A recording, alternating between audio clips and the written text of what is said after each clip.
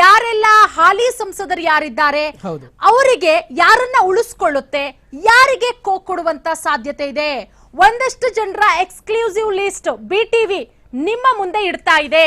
ಶಿವು, ಯಾರನ್ನೆಲ್ಲ ನೋಡ್ತಾ ಹೋಗೋಣ. ಒಂದೊಂದಾಗಿ ನೋಡ್ತಾ ಹೋಗೋಣ. ನಳಿನ್ ಕುಮಾರ್ ಕಟೀಲ್ ಅವರು ಮಂಗಳೂರು ಲೋಕಸಭಾ ಕ್ಷೇತ್ರದಿಂದ ಆಲ್ರೆಡಿ ಅವರು ಸಂಸದರಾಗಿದ್ದಾರೆ. ಮತ್ತೊಮ್ಮೆ ಅವರು ಟಿಕೆಟ್ ಅನ್ನ ಗಿಟ್ಟಿಸ್ಕೊಳ್ತಾರೆ ಅಂತ ಹೇಳಲಾಗ್ತಾ ಇದೆ. ನಳಿನ್ ಕುಮಾರ್ ಕಟೀಲ್ ಅವರು ಬಹಳ ಚಾಕಚಕ್ಯತೆಯಿಂದ ಮಾತನಾಡುವಂತವರು, ಉತ್ತಮವಾಗಿರ್ತಕ್ಕಂಥ ವಾಗ್ಮಿ ಮತ್ತು ಬಿಜೆಪಿಯನ್ನ ಡಿಫೆಂಡ್ ಮಾಡ್ಕೊಳ್ಳೋದ್ರಲ್ಲಿ ನಿಸ್ಸೀಮ್ರವರು. 3 ಬಾರಿ ಸಂಸದರಾಗಿದ್ದಾರೆ. ಬಿಜೆಪಿಯ ಹಿರಿಯ ನಾಯಕ, ಕಟ್ಟ ಹಿಂದುತ್ವವಾದಿ, ಅದು ಗೊತ್ತಿರುವಂತಹ ವಿಚಾರ. ಸೊ ಬಿಜೆಪಿ ರಾಜ್ಯಾಧ್ಯಕ್ಷರಾಗಿ ಪಕ್ಷ ಸಂಘಟನೆಯನ್ನು ಆಲ್ರೆಡಿ ಮಾಡಿರ್ತಕ್ಕಂಥ ಅನುಭವ ಅವರಿಗಿದೆ. ರಾಜ್ಯದ ಎಲ್ಲಾ ಜಿಲ್ಲೆಗಳಲ್ಲಿ ಅವರು ಸಂಚಾರ ಮಾಡಿದ್ದಾರೆ. ಉತ್ತರ ಕರ್ನಾಟಕದಿಂದ ದಕ್ಷಿಣ ಕರ್ನಾಟಕದವರೆಗೂ ಸಹ, ಕರಾವಳಿಯಿಂದ ಎಲ್ಲಾ ಕಡೆಯೂ ಸಂಚಾರ ಮಾಡಿದ್ದಾರೆ. ಯುವ ಶಕ್ತಿಯ ಪಡೆಯನ್ನು ಅವರು ಕಟ್ಟಿದ್ದಾರೆ.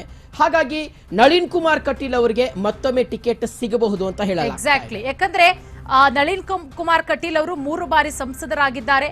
ಅದರ ಜೊತೆಗೆ ಒಬ್ಬ ನಿಷ್ಠಾವಂತ ಕಾರ್ಯಕರ್ತರಾಗಿ ಕೆಲಸ ಮಾಡಿರುವಂತವ್ರು. ಹಾಗಾಗಿ ಅವರಿಗೆ ಈ ಬಾರಿ ಮತ್ತೊಮ್ಮೆ ಟಿಕೆಟ್ ಕೊಡೋದ್ರಲ್ಲಿ ಯಾವುದೇ ರೀತಿಯ ಸಂಶಯ ಇಲ್ಲ. ಅವರ ಲಿಸ್ಟ್ ಫಸ್ಟ್ ಅಲ್ಲೇ ಅವರ ಹೆಸರಿದೆ ಲಿಸ್ಟ್ ಅಲ್ಲಿ ಅನ್ನೋದು ಕೂಡ ಹೇಳಲಾಗ್ತಾ ಇದೆ.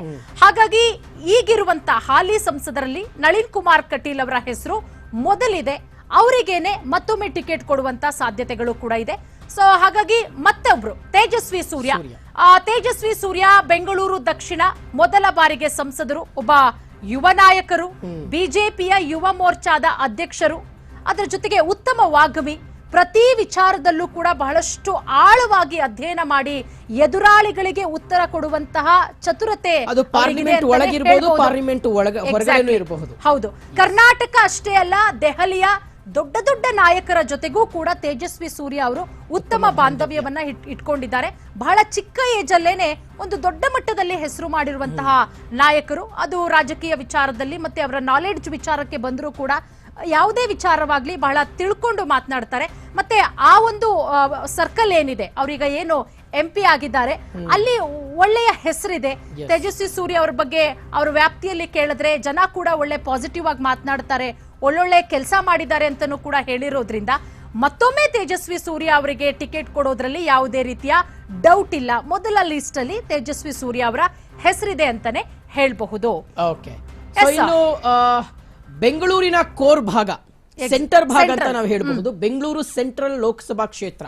So last time PC Mohan ಅವರು ಗೆದ್ದಿದ್ರು ಮತ್ತು ಬೆಂಗಳೂರು ಸೆಂಟ್ರಲ್ ಬಿಜೆಪಿಯ ಭದ್ರಕೋಟೆ. ಸೊ ಹಾಗಾಗಿ ಮತ್ತೆ ಆ ಬಿಜೆಪಿಯ ಭದ್ರಕೋಟೆನ ಉಳಿಸಿಕೊಳ್ಳುವ ಸಲುವಾಗಿ PC ಮೋಹನ್ ಅವರಿಗೆ ಬಿಜೆಪಿ ಮತ್ತೆ ಟಿಕೆಟ್ ಕೊಡ್ತಾ ಇದೆ ಅಂತ ಹೇಳಲಾಗ್ತಾ ಇದೆ. ಸೊ 3 ಬಾರಿ ಅವರು ಸಂಸದರಾಗಿದ್ದಾರೆ. ಕಂಟಿನ್ಯೂಸ್ ಗೆಲುವು ಅವರಿಗೆ. ಕ್ಷೇತ್ರದಲ್ಲಿ ತಮ್ಮದೇ ಆದಂತಹ ಹೋಲ್ಡ್ ಅನ್ನ ಇಟ್ಟಿದ್ದಾರೆ ಮತ್ತು ತಳಮಟ್ಟದಿಂದ ಬೆಳೆದಿರ್ತಕ್ಕಂಥ ನಾಯಕ, ಅಭಿವೃದ್ಧಿ ಕೆಲಸ ಮಾಡಿದ್ದಾರೆ, ಸಾಕಷ್ಟು ಹೆಸರುವಾಸಿಯಾಗಿದ್ದಾರೆ. ಸೊ ಮತ್ತೊಮ್ಮೆ ಟಿಕೆಟ್ ಅನ್ನ ಅವ್ರಿಗೆ ಕೊಡಬಹುದು ಅಂತ ಈಗ ಹೇಳಲಾಗ್ತಾ ಇದೆ. ಬೆಂಗಳೂರು ಲೋಕಸಭಾ ಸೆಂಟ್ರಲ್ ಲೋಕಸಭಾ ಕ್ಷೇತ್ರದಿಂದ ಕಂಟಿನ್ಯೂಸ್ ಆಗಿ 3 ಸಲ ಗೆದ್ದಿದ್ದಾರೆ. ಸೊ 4ನೇ ಸಲನೂ ಕೂಡ PC ಮೋಹನ್ ಅವರಿಗೆ ಕೊಡುವಂತ ಎಲ್ಲಾ ಸಾಧ್ಯತೆಗಳು ಕೂಡ ಇದೆ. ಯಾಕಂದ್ರೆ ಬಹಳ ಡೌನ್ ಟು ಅರ್ತ್. ಯಾಕಂದ್ರೆ ಆ ಒಂದು ಪಕ್ಷದ ನಾಯಕರುಗಳೇ, ಆ ಒಂದು ಪಕ್ಷದ ಕಾರ್ಯಕರ್ತರುಗಳೇ ಒಳ್ಳೆಯ ಮಾತನಾಡ್ತಾರೆ. PC ಮೋಹನ್ ಅವರ ಬಗ್ಗೆ ಯಾರು ಕೂಡ ಇದುವರೆಗೂ ಕಂಪ್ಲೇಂಟ್ ಕೊಟ್ಟಂತ ಉದಾಹರಣೆ ಇಲ್ಲ. ಇವ್ರು ಬೇಡಪ್ಪ ಈ ಸಲ MP ಗೆ, ಬೇರೆಯವ್ರು ಯಾರಾದ್ರೂ ಮಾಡೋಣ ಅಂತ ಹೇಳಿ ಯಾರು ಕೂಡ ಮಾಡಿಲ್ಲ. ಒಂದು ಒಳ್ಳೆ ಬೆಂಗಳೂರು. ಹಾಗಾಗಿ ಮತ್ತೊಮ್ಮೆ ಬೆಂಗಳೂರು ಸೆಂಟ್ರಲ್ ನಿಂದ PC ಮೋಹನ್ ಅವರಿಗೆ ಟಿಕೆಟ್ ಕೊಡುವಂತ ಎಲ್ಲಾ ಸಾಧ್ಯತೆಗಳು ಕೂಡ ಬಹಳಷ್ಟಿದೆ. ಫಸ್ಟ್ ಲಿಸ್ಟ್ ಅಲ್ಲೇ ಅವರ ಹೆಸರು ಅನೌನ್ಸ್ ಆಗುವಂತಹ ಎಲ್ಲಾ ಸಾಧ್ಯತೆಗಳು ಕೂಡ ಇದೆ. ಇನ್ನು ಹಾಗೆ ಚಿಕ್ಕಮಗಳೂರು